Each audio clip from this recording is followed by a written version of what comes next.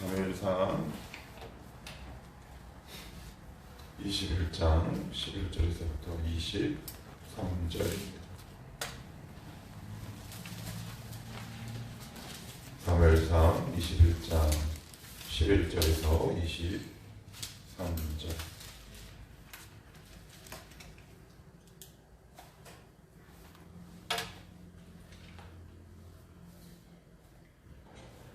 자, 22장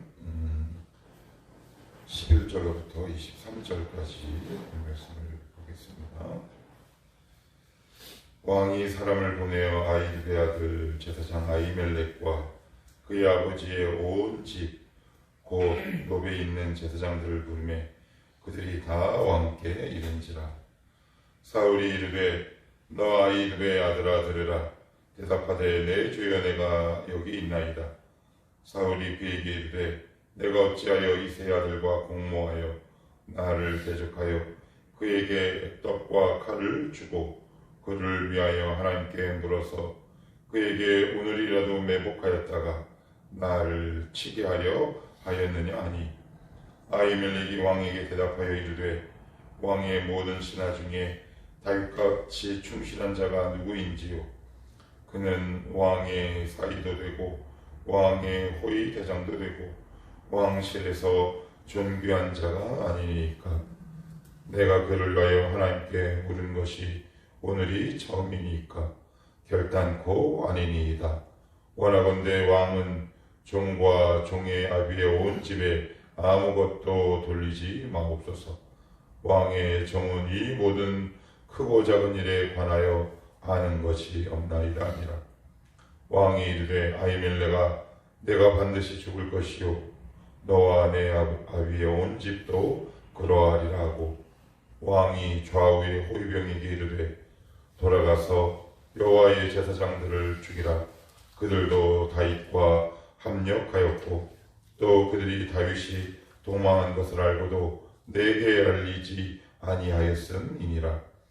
하나 왕의 신하들이 손을 들어 여호와의 제사장들 죽이기를 싫어한지라.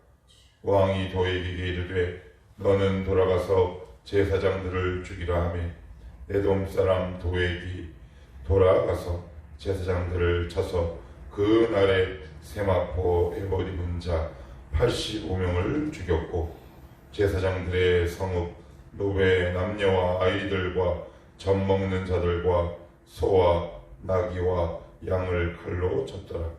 아히드의 아들 아히멜렉의 아들 중 하나가 피하였으니 그의 이름은 아비아달이라.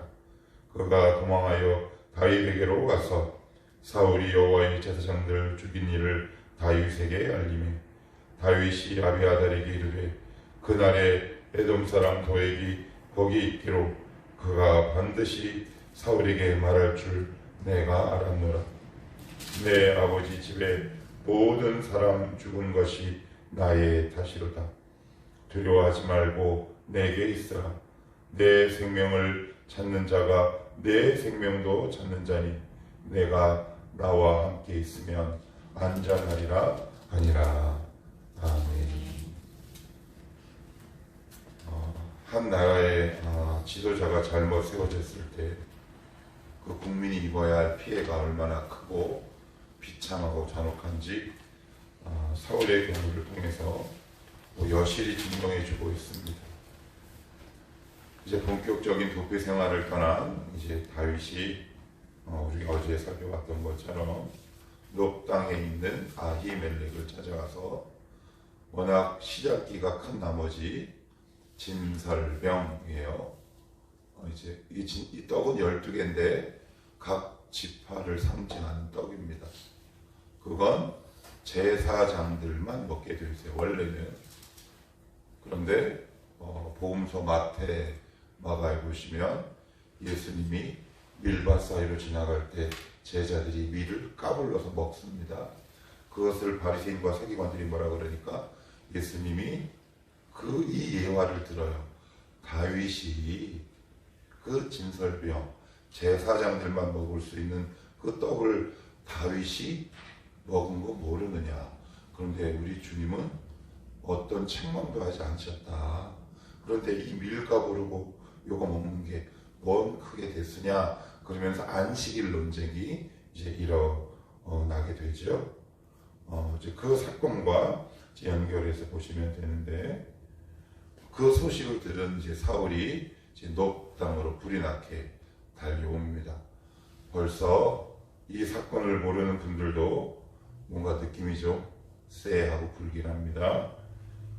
자, 여기를 어디로 보시냐면 11절 같이 한번 볼까요? 11절 시작. 왕이 사람을 보내어 아이드의 아들 제사장 아히멜렉과 그의 아버지의 온 집 곧 노베에 있는 제사장들을 부르매 그들이 다 왕께 이른지라. 다윗이 그 높 땅에 있는 아히멜렉을 만나고 갔다는 소식을 이제 전에 들은 사울이 그들을 소환을 하게 됩니다. 그래서 대제사장 아히멜렉이 사울의 명령을 받고 오게 돼요. 그 아히멜렉에게 사울이 이렇게 이야기합니다. 13절도 같이 한번 읽어봅시다. 시작. 사울이 그에게 이르되 내가 어찌하여 이세 아들과 공모하여 나를 대적하여 그에게 그를 위하여 하나님께 걸어서 그에게 이르려고 왜곡하다가 나를 죽게 하려 하느냐니. 여기 뭐라고 적혀 있어요? 13절 보시면 이세 아들과 뭐야? 공모. 그 다음에 또 보시면 저 중간에 보시면 그를 위하여 하나님께 물어서 오늘이라도 뭐라고요? 내보. 그 다음에 나를 치게. 사실인가요 아닌가요? 전혀 아니에요. 칼을 준 건 맞아요. 칼을 준 건 딱 맞아요. 사실 이 한 가지밖에 없어요. 그런데 여기에 대고 끊임없이 자기 피해와 망상이 확대되기 시작합니다. 이게 얼마나 무섭고 두려운 일인지 몰라요. 피해의식이 점점 강해져요. 그죠? 그래서 주위의 모든 사람이 적으로 보이고 실제 적으로도 만들고요. 이런 분들을 제가 가끔 봅니다. 무슨 말만 하면 하지 않은 이야기를 유추하고, 그리고 너 나를 말로 어떻게 했지? 누군가를 끊임없이 말로 괴롭히는 분들을 제가 의외로 많이 본 경험이 있어요. 뭐 누구라고 이야기하기는 되게 어렵지만, 이제 하나님의 은혜가 떠나버린 이 사울에게 주위의 모든 상황과 사람들이 적으로 보이고요. 그리고 전혀 하지 않았다고 아무리 항변을 해도 사람의 말을 믿을 수가 없어요. 당연하죠. 왜 그럴까요? 악신이 들락날락하는 인간이 어떻게 사람의 말을 진솔하고 저 사람 말이 진실하다 믿을 수 있겠습니까? 이 말씀을 보면 피해의식이 커가는 사울의 모습도 볼 수 있고요. 어떻게 시야가 넓어 보입니까? 좁아 보입니까? 완전히 좁지요. 하나님의 은혜로부터 우리가 자꾸 멀어지면 시야가 굉장히 좁아져요. 모든 말과 모든 상황을 자기의 관점과 시야대로만 해석해요. 그러니 시야가 좁아질 수밖에 없습니다. 쟤는 이렇게 될 거야. 쟤는 저렇게 될 거야. 우리가 가끔 믿음의 말을 빙자해서 하는 말 가운데 그것이 이렇게 나중에 돌아보면 얼마나 믿음 없는 말이었는가 생각하게 돼요. 특별히 지도자의 입장에 있는 저와 같은 경우 저는 분명히 믿음의 말이라고 생각했는데 내 시야가 지금 굉장히 좁아져 있어서 내 관점과 내 가치관대로 저 사람을 보고 판단했구나. 그런 경험이 참 많아요. 그래서 요즘은 대화하다가 제가 이런 이야기를 많이 합니다. 어른이든 청년이든 사람 인생 모른다. 사람 인생 몰라. 많이 양보한 거죠. 그죠? 사람 인생 몰라. 왜 그래요? 정말 모르겠습니다. 하나님이 어떻게 그를 찾아가셔서 그를 어떻게 변화시킬지 도무지 알 수 없어요. 그래서 내가 보는 이 시야와 관점대로 사람을 평가하고 그를 가치를 매기는 것 정말 조심해야 하겠구나. 나는 지금 어떠한 마음과 관점과 시야로 사람을 보고 판단하고 말을 하고 있는지.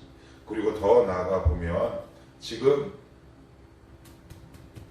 요 사울은 우리나라 검사들이랑 비슷한 것 같아요. 이미 증거를 조작하죠. 증거가 있어요. 증거가 뭐가 있습니까?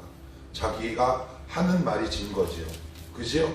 너는 묻는 말에 대답이나 일명 시쳇말로 답, 정, 너. 13절에 보시면 하나님께 물어 이르되 그에게 오늘이라도 매복하였다가 나를 치게 하려 하였느냐. 그 누구의 말을 들은 것도 아니고 자기가 지어서 낸 말을 끊임없이 하게 되는 거죠. 이게 지금 사울의 상황이에요. 참 비참하고 안타깝죠. 14절, 15절도 같이 한번 볼까요? 자, 시작. 아히멜렉이 왕에게 대답하여 이르되 왕의 모든 신하 중에 다윗같이 충실한 자가 누구인지요? 그는 왕의 사이도 되고 왕의 호위 대장도 되고 왕실에서 존귀한 자가 아니니까. 또 거기까지만 볼게요. 이렇게 추궁하니까 아히멜렉이 뭐라 그래요? 여러분이 아히멜렉이라면 너 이러이러한 일을 했지? 그러면 뭐라고 대답을 해야 정상인가? 저 그런 일 없습니다. 칼은 준 거 맞지만 공무한 적도 없고 사울왕을 죽이려고 매복한 적은 더더욱 없습니다. 라고 이야기하는 것이 제일 먼저 나와야 돼요. 맞죠? 그런데 14절 보시면 아히멜렉이 왕에게 대답하여 이르되 왕의 모든 신하 중에 다윗같이 충실한 자가 누구인지요? 누구를 변호합니까? 다윗을 변호합니다. 원래는 누구를 변호해야 맞나요? 자신을 변호해야 맞습니다. 그런데 아히멜렉은 자기 자신을 변호하기 이전에 다윗을 변호합니다. 그만큼 다윗이 죄가 없다는 거겠죠.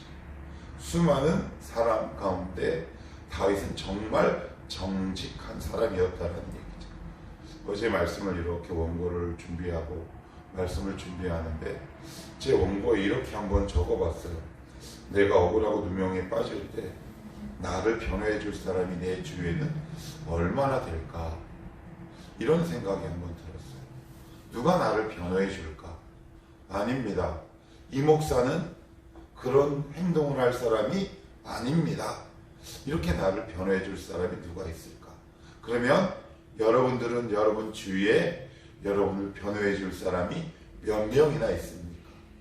이건 결국 사람의 문제이기 전에 나의 삶의 태도와 열매의 문제이겠다 싶어요. 아히멜렉이 갑자기 이럴 수 있겠습니까? 다윗이 살아온 삶의 궤적을 늘 눈여겨본 결과물에 불과한 거겠죠. 늘 다윗의 삶을 보고 있었던 것 같아요. 역시 저와 여러분들도 마찬가지예요. 사람들은 늘 우리를 눈여겨보고 있습니다. 그래서 정말 선하고 거룩하게 산 사람이 억울함에 빠진다면 아마 누군가 나를 변호해 줄 겁니다. 아니야. 병진이 그럴 사람 아니야. 우리 주에 그럴 사람 아니야. 이진성 목사 그럴 사람 아니야. 그래서 이 말씀을 보면 우리 스스로에게 이렇게 한번 질문을 던져보는 것도 좋을 것 같아요. 나는 지금 내가 억울한 일을 당했을 때 내 주위에서 나를 변호해주고 편을 들어줄 사람은 과연 누구이며 과연 몇 명 정도 되는가? 한번 생각해 보십시오. 지금 자기 코가 석자입니다. 다윗을 변명해 줄 때입니까? 변호해 줄 때겠습니까? 그렇지 않습니다. 그런데 자기 변호와 변명 대신 다윗을 변호해 주고 있어요. 그래서 15절도 이렇게 얘기해요. 내가 그를 위하여 하나님께 물은 것이 오늘이 처음이니까 결단코 아니니이다. 이게 무슨 말이냐면 하나님께 물었다라는 것이 뭐냐면 하나님 정말 다윗이 우리나라를 위해서 당신이 세운 왕입니까? 뭐 그런 식으로 물어본 걸 의미해요. 아히멜렉은 제 이스라엘 공동체를 위해서 기도해 주는 사람이라는 말이에요. 그러면 아히멜렉은 누구도 기도해 줬을까요? 사울도 기도해 그런 사울을 죽이는 겁니다. 이게 무서워요. 자기를 위해 기도해 주는 사람들 죽여버립니다. 이제 그래서 여기를 한번 봅시다. 자, 17절 한번 볼까요? 17절. 자, 17절. 자, 시작. 왕이 좌우의 호위병에게 이르되 돌아가서 여호와의 제사장들을 죽이라. 그들도 다윗과 한역하였고 또 그들이 다윗이 도망한 것을 알고도 내게 알리지 아니하였음이라 하나 왕의 신하들이 손을 들어 여호와의 제사장들 죽이기를 싫어한지라. 그래요. 왕의 명령은 뭡니까? 아히멜렉을 죽여라. 그러면 하나님의 뜻은 살려라. 그지요? 예.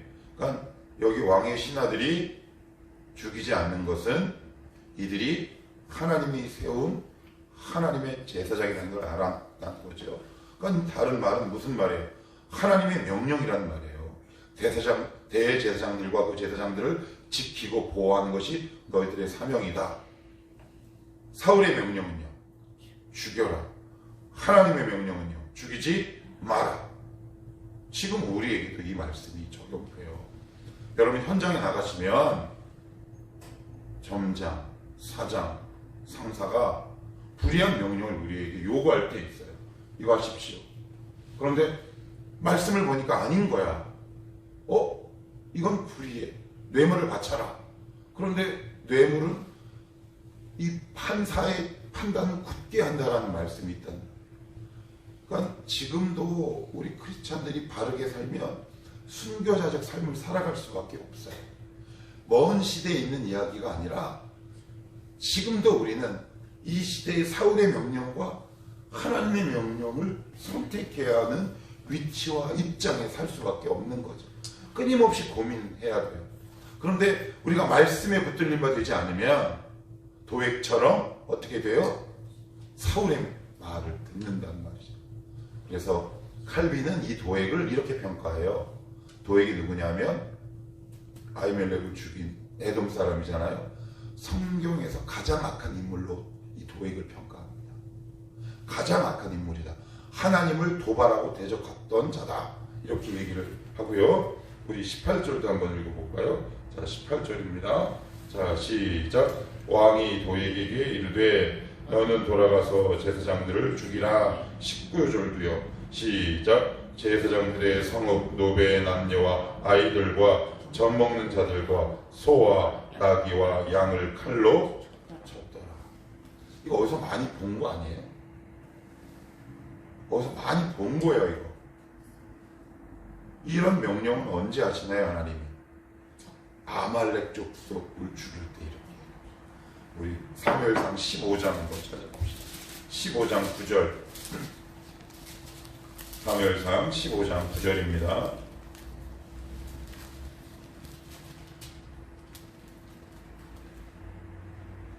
자, 사무엘상 15장 9절 시작. 사울과 백성이 아각과 그의 양과 소의 가장 좋은 것 또는 기름진 것과 어린 양과 모든 좋은 것을 남기고 진멸하기를 즐겨 아니하고 가치 없고 하찮은 것은 진멸 아니라.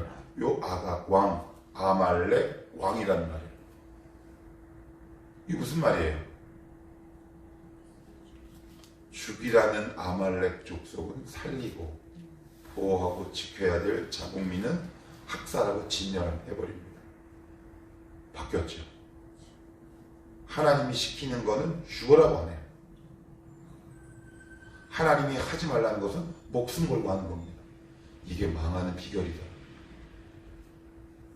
이게 망하는 비결이더라고요. 하나님이 시키는 일은 정말 죽어도 안 해요. 그리고 하라는 일은 또 반대로 목숨 걸고 안 해요. 하지 말라는 짓만. 왜 부모들이 그런 말 하잖아요. 너는 민식이가 어디 나가서 어떻게 하지 말라는 것만 하고 다니냐? 그런 말 들어보셨나요? 해보셨나요? 저는 들어도 보고 해도 봤어요. 그죠? 예. 사울이 그러는 거예요. 원래는 이런 행동을 어디에다가 해야 돼요? 아말렉 족속. 그러면요, 자국민은 보호해야죠. 어떻게 그 제사장을 죽입니까? 이방 사람들도 행하지 않는 행동이에요. 고대 문서 여러 자료들을 보면 심지어 믿지 않는 이방 왕들도 그들이 제사장이라고 섬기는 종교인은 함부로 대하지 않아요. 그런데 이들이 누굽니까? 여호와의 대리인들 아닙니까? 그리고 누구를 위해서 기도하는 자들입니까? 다윗을, 이스라엘을, 자기 자신을 위해서 기도하는 자들. 이들을 죽여버리는 거죠. 과연 어디까지 가야 합니까? 과연 사울은 어디까지 가야 끝날 수 있습니까? 어디까지 가야 이 죄를 멈출 수 있겠습니까? 하나님이 떠난 인간은 이렇게 비참합니다. 여기 오신 분들 가운데 그런 분들 없겠지만 제가 예전에 성경 공부할 때 이런 표현을 참 자주 썼어요. 복을 피해 다니는 은사가 있는 사람들이다 그랬어요. 그죠? 사울이 그렇죠. 하지 말라는 짓만 골라서 합니다. 하라는 짓은요 절대 안 합니다. 그러면 요 반대로 하시면 돼요. 그죠? 이 말씀을 보면 이 말씀이 혹시 나는 아닐까? 우리가 거룩한 두려움이 있으면 좋겠고요. 하나님, 이런 삶을 살지 않게 하옵소서. 하나님이 하라고 말씀하시는 것 하게 하시고 하지 말라는 것 하지 않도록 하나님 오늘도 우리를 말씀과 은혜로 붙들어 주시옵소서. 이렇게 하나님 앞에 기도하며 깨어있는 성도의 삶을 살아가는 저와 여러분이 되었으면 좋겠습니다.